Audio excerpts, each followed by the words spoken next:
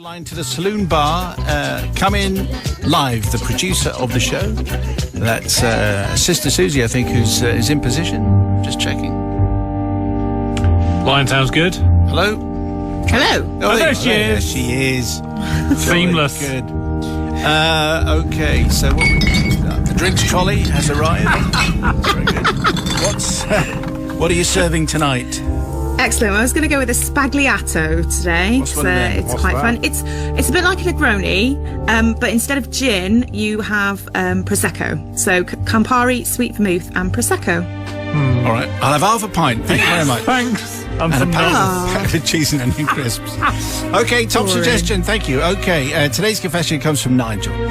Simon and the Collective, my story starts way back in the early 70s when I was just around 13 years old and a pupil at a very traditional state school, St Custard's, where one Again. master... Yes, well, it's the sort of standard name. Of course. Yeah.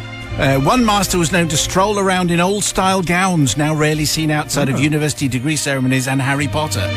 Due to my failing memory, I cannot recall the name of the person who was the victim of my crime, but as you will see shortly, his anonymity may well be for the best. For the purpose of this story, I'm going to call him Mr. Smith. Mr. Smith was a young metalwork teacher with a reputation for a short fuse.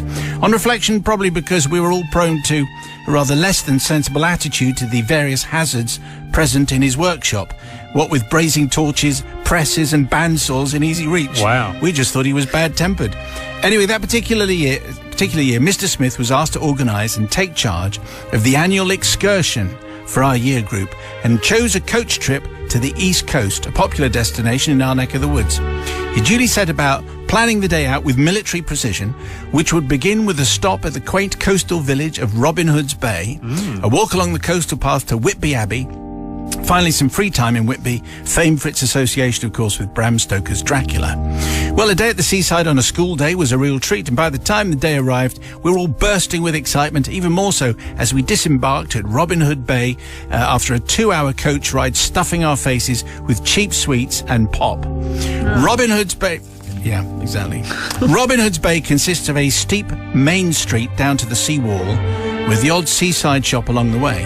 One particular shop was of real interest to the throng of pupils, many of whom popped in for an ice cream or some sweets because they hadn't had quite enough, and I bought a book from there. Our sudden arrival had caught the attention of the shopkeeper, and Mr. Smith explained who we all were and what the plan was for the day, no doubt just passing the time, really. Outside the shop was one of those wire display baskets full of comedy tam o' shanter hats with a fringe of bright red hair. Oh, yeah. It transpired that once the throng had left, there were actually none left, and none of them had been purchased. Oh, dear. This is a bad thing. So after pottering on the beach for a while, we set off along the cliff path towards Whitby. All was well until suddenly Mr. Smith came marching stridently down the line, bearing the brightest red and angry face I had ever seen. "Get in pairs! Close formation!" he boomed as he stomped along the line. It was clear that something was up, and a little further along the path we found out what it was. Mr. Shopkeeper had alerted the police to the major heist of red-hair-trimmed hats, all of which were now strewn on the beach below the cliff path as news passed down the line, and they had headed us off at the pass, or a well-known caravan park to be precise. We were all route marched to Whitby Abbey and interviewed in the coach by the police before a couple of pupils, Grabber and Peason, I think, were carted off to Scarborough where their parents were expected to collect them. A blazing dressing down followed by a silent car journey home was no doubt in store for them. So, fast forward several years, I am by now very grown up, married with children of my own, and on this occasion visiting my eldest daughter's secondary school for the parents' evening. And as we were walking around, one teacher caught my eye, the very same Mr. Smith of some 30-odd years ago, the metalwork teacher, and despite the fact that he wasn't teaching my daughter, I couldn't leave without introducing myself. When his chair was free, I plonked myself down in front of him. "Mr. Smith," I began, "you probably don't remember me, but you used to teach me metalwork." His face remained impassive until I played my trump card. "Whitby, Robin Hood Bay, school trip, tam o' shanter." The effect was instantaneous. The blood drained from his terror-stricken face as he put his head in his hands. When he lifted his head, his hands were actually shaking. I'm cleaning this up now. That bloomin' trip nearly ended my career before it had started. I almost resigned because of it. I actually wrote a letter. I was going to take a job where I never had to see children and tam o' shanters ever again. The very mention of Robin Hood brings me out in hives. And then he signed off by saying, Mr. Jones took a group to York. He didn't do any planning and he said it went like clockwork. I planned this to death and it nearly killed me. Bloomin' children. Anyway, let that, this is the thing, school trips, they're very scary things, very work intense. Simon, I seek forgiveness not for all the incidents in all those years ago in Whitby. I was, after all, completely oblivious of what was going on until I saw Mr. Smith in his rage, but for resurrecting what was clearly the most distressing of memories that Mr. Smith had clearly worked hard to forget, and which I now, on reflection, realise was a little cruel. And I realise also how much work goes into school trips and how irresponsible I was to lark around. Maybe your forgiveness will come my way. Well, it depends, really. Depends how much of that... Very nice. Very smooth. How much of that drink Susie has had. What was that drink again? A spagliato. Spagliato. Bolognese. Thank you. So, what do you say to Nigel? Well, I think Mr. Smith should be on the Board of Honour. I think someone should nominate him because he sounds like an excellent teacher. That's really a lot of work that he went into, and I can't forgive them for stealing the hats, whether Nigel was involved or not. So I don't forgive him. It's not fair. Brother from another gutter. Well, nothing to be forgiven for, really. Clearly Nigel didn't do anything wrong. Didn't nick off with the tam o' shanters or the hats or anything like that. And the guilty party were found and received their punishment of being taken to Scarborough. So for that reason, I choose to forgive. Okay. I think Scarborough came into it anyway. Didn't it? No, I think it don't did. think so. Yeah. Okay, so what we need is the people's verdict, please. On the text 61054. Start your message with Simon. A lot will depend, I think, as to whether you're a teacher, whether you're a pupil. But anyway, 61054. Start your message with Simon. Forgiveness for Nigel, yes or no? Anyway, the people's verdict is in. Here it is. So everyone agrees with me. They're all forgiving. Forgiven, says Jerry. Robin Hood Bay and Robin School Kids, a perfect storm, and the reason for many teachers' early retirement. Kate in Doncaster, forgiven. I think Mr. Smith should have laughed it off, bringing it up 30 years later. Sorry, but it's Mr. Smith who needs to get a grip. Kids will be kids, and they were punished for their actions. Nigel, nothing to forgive you for. And finally, Craig says, absolutely forgiven. Firstly, my metalwork teacher from the 1980s was also a very angry man, so I can understand the situation. Second, why was a Yorkshire shop selling tam o' shanters? Well. They're Scottish. And finally, as Matt stated, the Crew de Grace was being taken to Scarborough. Craig's in Filey, which is much nicer than Scarborough, he says. Okay, so school trip, regional prejudice, strange things you buy in gift shops. You may well have a confession. We would like to have it, please, and then if we read it out, you get a smart speaker. Confessions at greatesthitsradio.co.uk. Let's check in live with Sister Susie down the pub. Just make sure we're loud and clear in the pub down in the saloon bar. Oh, there you go. Are you there now? I'm here. Okay, it was entirely my mistake. Very loud and very clear. Yeah. The drinks trolley is in, which is very good. It sounds like there's a bit of turbulence. It sounds like the drinks trolley's on a train. It is, I think. What's our drink of the day? Well, I thought we had quite a topical cocktail yesterday, so why not go with something classic and a pint of Guinness today? Oh, all right, I'll have Guinness. Or if you don't have Guinness, just a nice stout would be delicious like too. The one that you sell at your pub. Okay, that's very good. Yes. From the local brewery. Sam sends in today's confession. Sam, thank you very much. You get the smart speaker. Father Simon, at the beginning of 2019, I decided it was time to lose a bit of weight, as I was then 53 and felt it would be a great benefit to my health and fitness. So I enrolled in my local slimming club. All was going exceptionally well, and to my surprise and delight, I made some lovely new friends. As it was going so well, I decided it was high time to do some exercise to spur along my fitness regime, and so I discussed this with one of my new friends, called Jane. I say new because, although she's a very close friend now, at the time I'd only just known her a matter of months and was at that stage where you want to make a good impression by being a happy, jolly, enthusiastic, fun person to be around. And Jane is a lovely lady who's very much into her cycling and walking and always appears quite fit, sporty and organised, and dare I say it, a bit cool. Sadly, everything I am not, says Sam. So naturally I was a bit in awe of my new friend, and secretly I wanted to be cool like her. So when she suggested I go on a bike ride with her to help with my fitness routine, I naturally said yes. Enthusiastically, I got myself ready with great excitement, imagining my days of whizzing around in the 70s on my rally chopper bike. At this point, I get very jealous because I always wanted a chopper bike. Yeah, absolutely. Never had one. But Sam did. As I came down the stairs in my T-shirt and shorts and my new trainers, my husband had the cheek to say, "Now, please be careful. You haven't ridden a bike for 40 years, so you really, really need to be careful." How rude, I thought. How rude. So off I went and I drove up to Jane's house in my bright red VW Beetle and bounded up to her door to borrow her spare bike. Her husband had got her a nice, shiny mountain bike out for her and a fold-up bike that was their spare bike from the garage for me.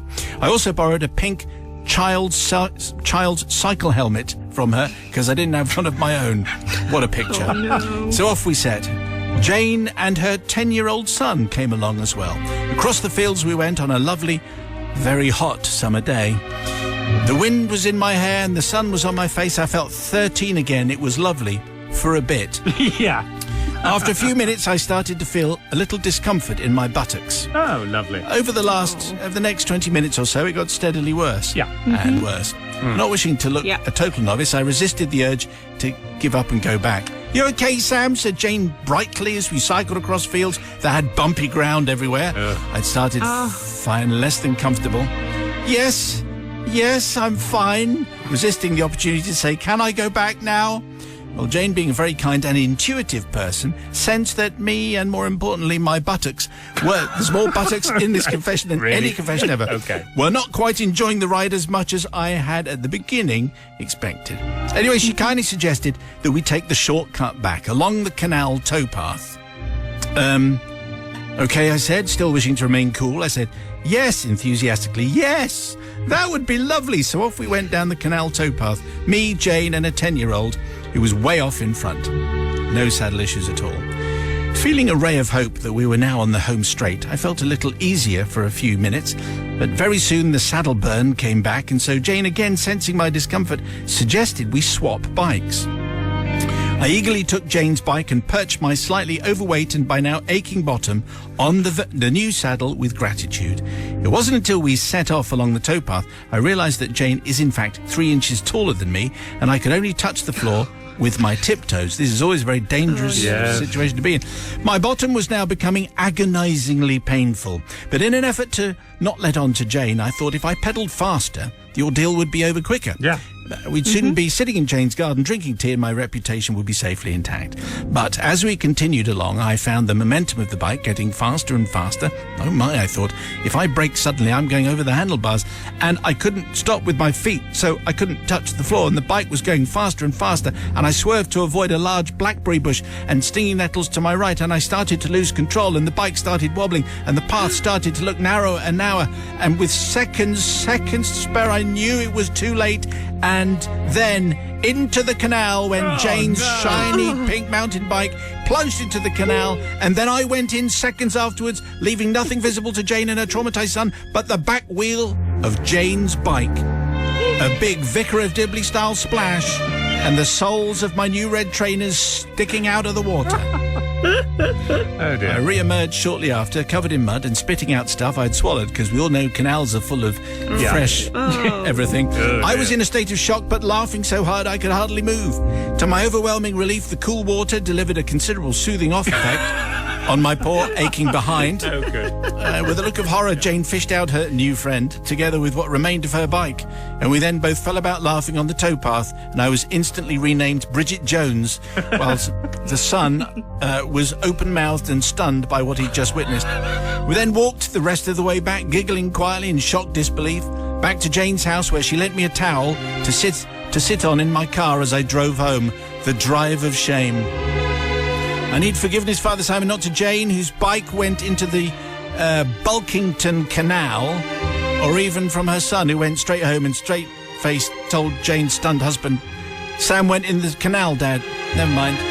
But to several boatloads of people at the narrowboat rally further up the canal, who were sat on top of their barges on a hot summer day enjoying afternoon tea, when a slightly overweight middle-aged woman covered in mud walked past, waving to them and saying, "Lovely swim, I can recommend it." Also to my husband, who knows me better than I know myself, whose warning I did not heed, who opened the door to his speechless, soaking, mud-caked wife and who almost managed to conceal his mirth, and who stood in the kitchen and silently assisted me to remove all the dead leaves and canal debris and pond-smelling clothing from my person, and who didn't laugh as I walked naked in silence up the stairs to the shower, feeling like Cersei Lannister walking the streets in the shame scene of Game of Thrones. There you go. There's a Game of Thrones reference. Yes, absolutely. Well, there's a famous scene where she has to...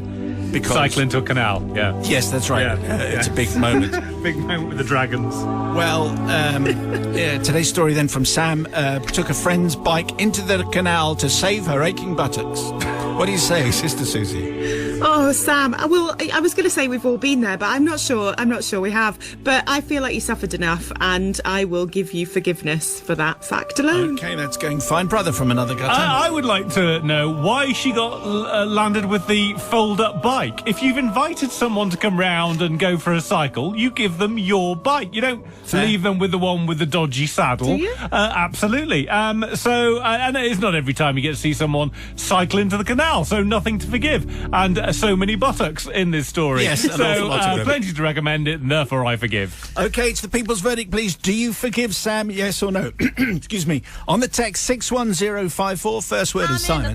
Meantime, let's just pick up on today's confession, which came from Sam, who drove her neighbour's very smart bike into the canal with hilarious consequences. The people's verdict, here it comes. So Hayley says, not forgiven, since having a similar situation where I fell off a stationary bike on Oxford Street. Still to this day, I've no idea why. I always check and change the saddle height before I ride. Would have saved a lot of aggro. Andy from Bramley in Leeds says, forgiven, having ridden my motorbike into the Leeds-Liverpool canal and suffered the same indignities in front of my mates. I sympathise totally. And finally, Carrie says, forgiven, I was working near King's Cross around 12 years ago. There's a canal that runs nearby. I saw two cyclists end up in the canal. Hilarious. It's lucky that the canal's only 3 foot deep. It's even funnier when you see them drag their bike out of the water. Okay, well, maybe there's quite a few canal confessions, actually. I think so. Keep fit confessions, new friends confessions. If you have one, send it to confessions@greatesthitsradio.co.uk. And if we use yours, then you get a smart speaker. Sam gets today's smart speaker. Sam, thank you very much. Another confession for you tomorrow. Go live to the saloon bar where Sister Susie is ensconced. Just check that she's there. Testing 1 2 3. Are you there? Testing 1 2 3. Yeah, okay, that's very good. Okay, that works fine, and the music is working fine. And also, here comes the drinks trolley. Oh, there it is. Yeah. Nice. Thank you. What are you selecting there from the trolley for our drink of the day? Well, as we've heard already, it's International Gin and Tonic Day, so it'd be rude not to have a gin and tonic. But I've gone with an Ophir, which is it's kind of rooted in the spice trade. So there's lots of different botanicals in there, and served with a slice of orange. Different to your standard. Excellent. Thank you very much. Confession time. Today's comes from Nigel, age 59 3/4. Father, Son and the Angels of Mercy. Let me set the scene. It is, once again, St Custard Secondary School. Of course it is. Late 1970s design and technology class was popular amongst us boys, as was the teacher, Mr. Arbuthnot, bearded and with the leather elbow patches on his beige corduroy jacket. Excellent. But it was the technical drawing class that was the seed of my crime. At the beginning of term, we were given fierce instructions on the care of school property. In particular, the school's clutch pencils, also known as mechanical pencils. These are pencils with a replaceable and extendable lead. Oh, yeah. You know the sort. Very cool, very shiny, and very desirable. These were the crown jewels of Mr. Arbuthnot's class and were not for taking home. What weren't they for? They were not for taking home. So serious was this that there was a system in place that we were informed could not be beaten in order to ensure they were kept in the classroom. The system was simple. An open-ended wooden cabinet sat at the back of the class, and in it were 4 columns of trays containing our instruments and implements for use in the class. T-squares, protractors, rulers, and so on. The trays were secured by a vertical metal bar that Mr. Arbuthnot padlocked across the front in order to stop any pilfering boys. However, he went one step further than the lock. Using his cunning, he allocated each column to a row of us, and we all received a tray that corresponded to our seat seat in the row. Foolproof, he said. If anything went missing, he could identify the row of boys immediately and would surely catch the culprit therein. Now, this seemed to be a challenge that had been set just for me, says Nigel. A gauntlet had been thrown down. On the fateful day, I slid my tray back into place and realised that being the last boy in my row, there was no one behind me to see, as my gaze was drawn to a shiny clutch pencil sitting right at the front of the drawer. In the column before mine, it was saying, "Take me." It wasn't, but No. Without thinking, I slid my fingers into the gap and managed to prise the pencil out, and I slipped it into my pocket. I was elated. I had beaten the unbeatable. Yes, I'd stolen, but I Yes. was young. I didn't know what I was doing. Yeah. Sometime after, it was discovered that the pencil was missing, and the boys whose trays were kept in that particular column were paraded into the playground in the hope that the offender would step forward. It was a show trial. Of course, none of them were guilty, so for the following 2 weeks at break time, Wow.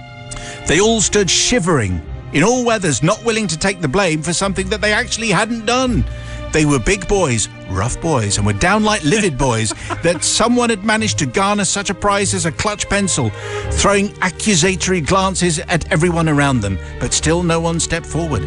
They mouthed rude words, Father Simon. They flexed muscles and were in general mad as hell. A gang of ruffians if ever I saw them. As for me, I realised that my prize was too hot to handle. I had no one that I could show it to and impress, so I decided to get rid of it in the garden of an abandoned house, haunted by ghosts and spooks, so I was told. I looked for it weeks later, but it was nowhere to be seen, so probably taken by a spirit to the other side or something. Probably not. This act of genius, as I saw it, has stayed with me throughout my life, and I often think about the kicking I would have received had those bad, mad boys known it was me.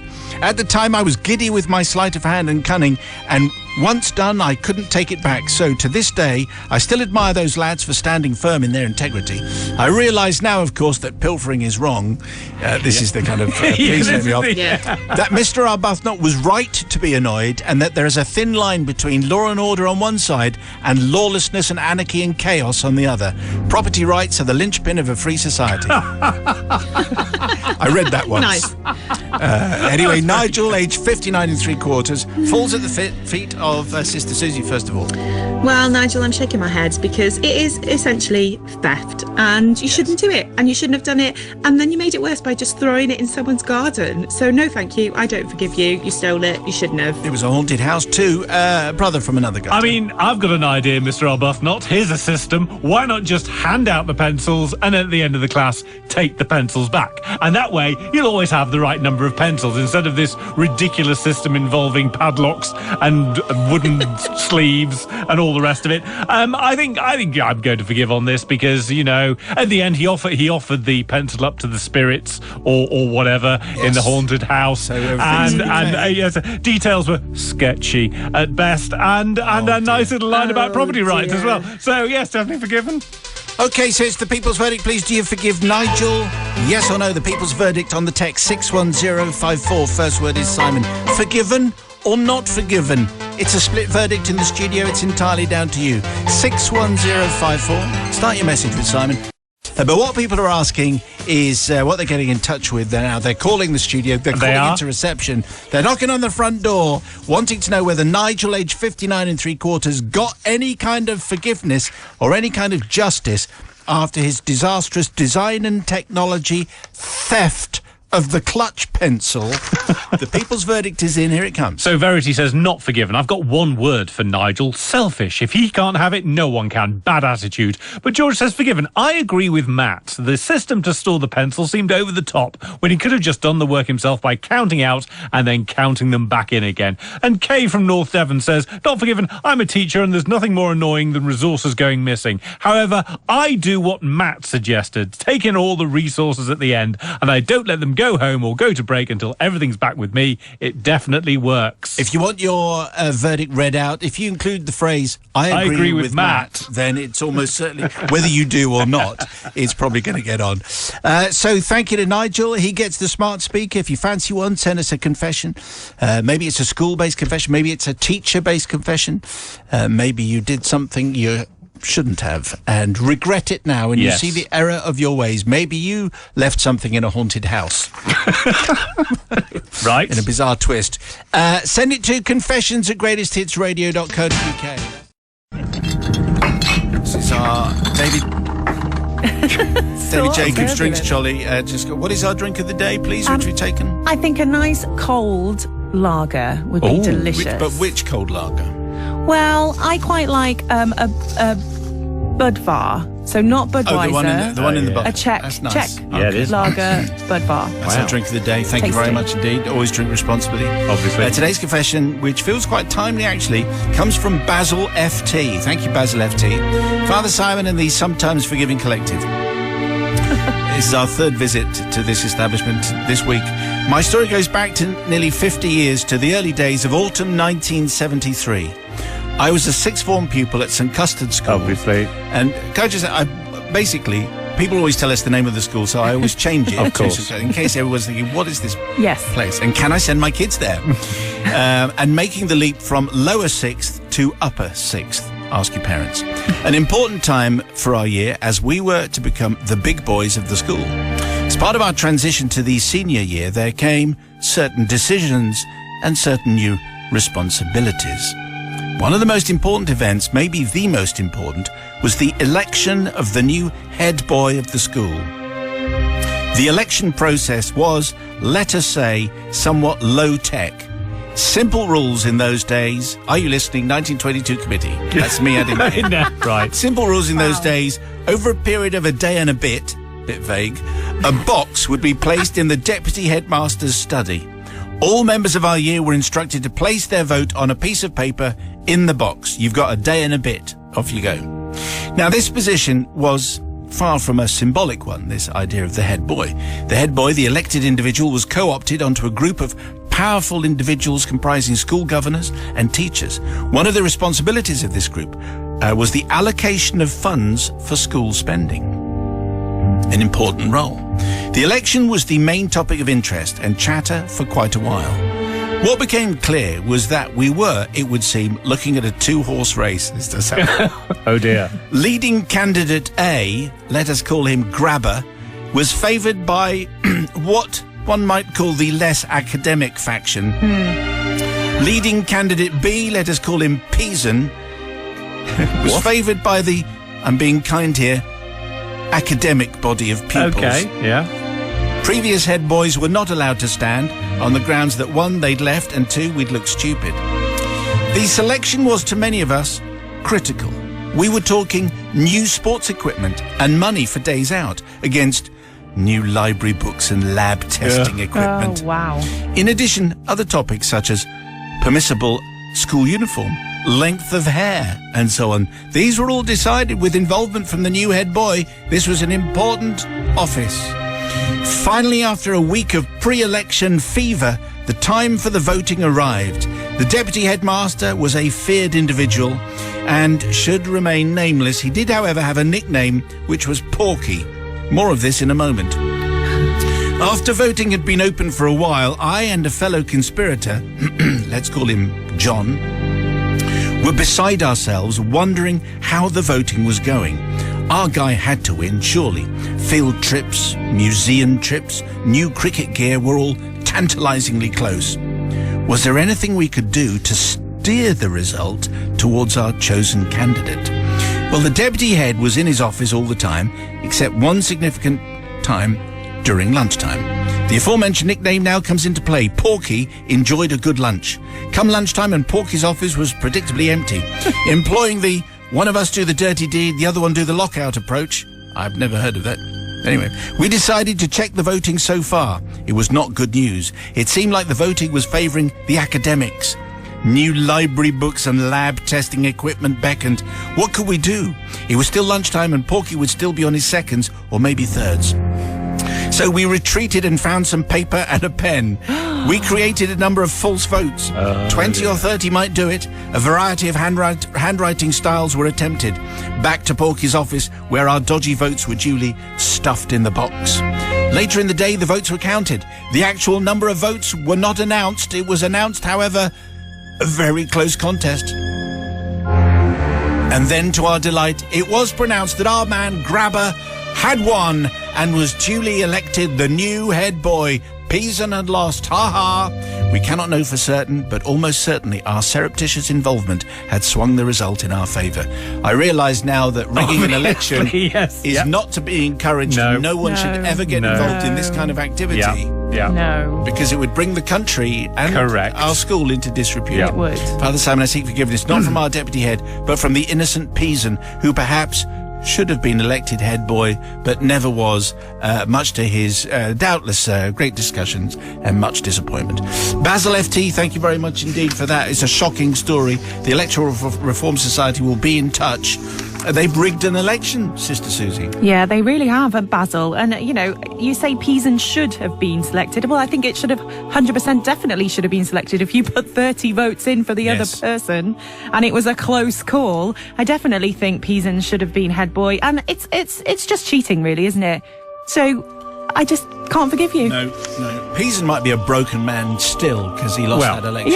Yeah. Brother from another country. Unlikely. I'm going to say forgiven. Really, I mean, the system was wrong, really, wasn't it? I mean, if it's that easy to rig the election, then asking for trouble. Reminds me of my own very brief clash with student politics where I ran under the Whoops Vicar Where's My Balloon party and came fourth. Really? And the person who came first is currently an MP. Dodged a bullet there, I think. So I am going to forgive because someone should have been watching the box, shouldn't they? They clearly weren't. All right, okay, so this is going to go down to the wire. It's the people's verdict. On the text, please, 61054. First word is Simon. Do you forgive Basil, yes or no, for rigging an election? People's verdict is in on Basil. Rigged sixth form election for the head boy. Ridiculous process anyway. Basil gets the smart speaker, but here's the people's verdict. Go ahead. So Roy says not forgiven. Porky should have locked his door. Jeanette in Lancashire says forgiven as long as Grabber actually got the sports stuff. Then everyone would have had a lovely year. And finally, Philip and Jane in Hertfordshire say not forgiven. We all know where dodgy politics gets us. Nothing else to be said. How many votes did you get when you stood for your it was only just in the double figures. Oh, wow. What an impressive career you've had elsewhere. Indeed.